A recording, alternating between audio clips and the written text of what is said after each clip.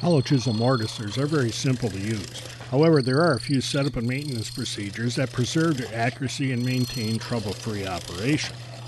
Get in the habit of checking the column and drive teeth for dust and contamination. We want to keep these areas clean so the mortiser can move smoothly and predictably.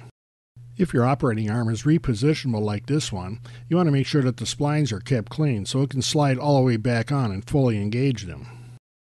If your mortiser has adjusters that eliminate play on the keyways or column, make sure you keep these adjusted correctly so it eliminates wobble in the bit.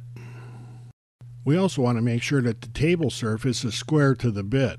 If you have to make a correction, you'll probably have to shim the table somehow. You can't move the bit. Make sure you check the bit for square front to back and side to side. We also want to make sure that the face of the fence is square to the board as well. You want to check this at several places along its length just to make sure there's no twist in either the board or the fence. The clearance between the auger bit and the chisel itself is critical to both how the bit cuts and how it moves the debris up and out the slot. But never fear, you probably have the right setup gauge in your pocket right now. We start by inserting a coin between the chisel and its bushing, and use that as a spacer, and then tighten the nut down to hold it in place. Then we can remove the coin just to make sure it doesn't get in the way. Next we can push the auger bit up into the chisel. Use a piece of wood and push it up as far as it'll go. The points on these things are very sharp.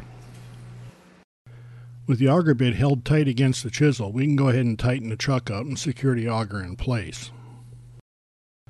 Now we can seat the chisel and its bushing tight against the cast iron housing. And that establishes the gap between the auger bit and chisel. You might have to play with this a little bit and use a different coin or different spacer. Now we want to make sure that the flat on the chisel is parallel to the fence. Next, just slide the fence up to the bit. Loosen the bit slightly and turn it so that the flat is parallel to the fence. Make sure that it's all the way up in the bushing and tighten it up again.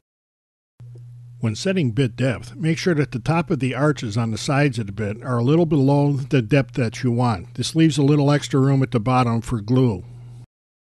When adjusting the hold down, I found it easiest to insert a piece of heavy paper or thin cardstock between the hold down and the wood. Lock the hold down in place and remove the cardstock. You should be able to move the wood side to side easily, but yet it doesn't rise up. If you take the time to set up and adjust your hollow chisel mortiser properly, cutting mortises will be easy and accurate, and that makes it enjoyable.